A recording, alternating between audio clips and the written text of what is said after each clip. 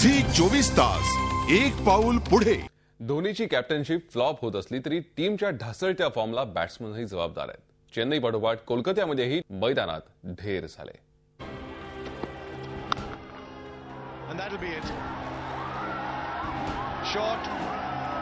Shoaib Malik to bury the hung it around. And you've got to say the better team will take home the points today. पहिले चेन्नई 10 ओव्हर्समध्ये निम्मी team India गारद, 29 रन्सवर 5 wickets.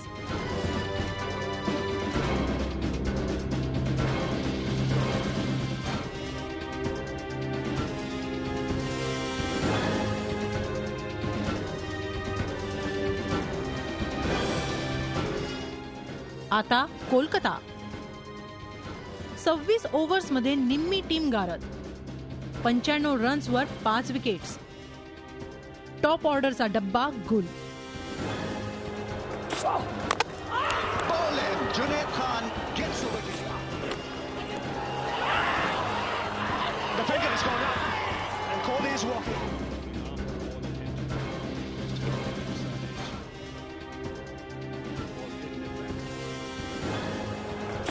कागदावर शेर वाटणाऱ्या भारतीय top ऑर्डरची ही अवस्था। Team इंडियाला मोठं टार्गेट गाठून देण्याची जबाबदारी ज्या बॅट्समनवर होती तेच टीमच्या पराभवासाठी जबाबदार ठरले। The finger has gone up and Kohli is walking. Pakistan have got a double break here. It is Gautam Gambhir in his last. Gautam गंभीरनं आतापर्यंत वन डे करिअरमध्ये 11 सेंचुरी लगावत 5000पेक्षा अधिक रन्स केले।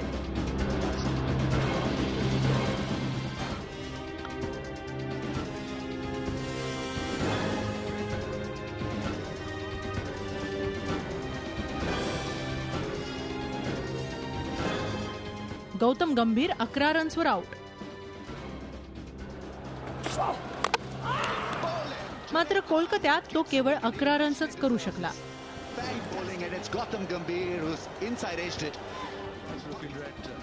नजफगडचा नवाब वीरेंद्र सेहवागच्या नावे 15 सेंचुरी आणि 8000पेक्षा अधिक रन्सची नोंद आहे। मात्र कोलकात्यात तो 31 रन्सवर आउट झाला। कोहलीने आपल्या धडाक्यानं प्रतिस्पर्ध्यांना नामोहरम करताना 13 सेंचुरीजसह 3500पेक्षा अधिक रन्स केलेत। मात्र कोलकात्यात तो केवळ 6 रन्सच करू शकला। युवराज सिंगच्या नावेही वन डे मध्ये 8000पेक्षा अधिक रन्स आणि 13 सेंचुरींची नोंद आहे। मात्र ईडन गार्डनवर तो केवळ 9 रन्स करू शकला। सुरेश रैनाच्या नावे वन डे मध्ये 3000पेक्षा अधिक रन्स आणि 3 सेंचुरीज आहेत।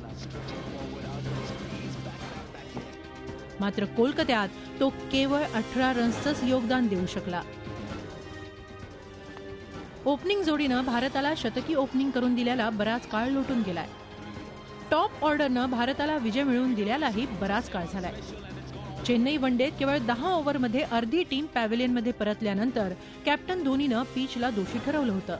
मात्र यावेळी तर ईडन गार्डनची पिच बॅट्समन फ्रेंडली असतानाही टीम इंडियाची टॉप ऑर्डर 26 ओव्हरही क्रीजवर टिकू शकली नाही। आता कारण देऊन काही होणार नाही।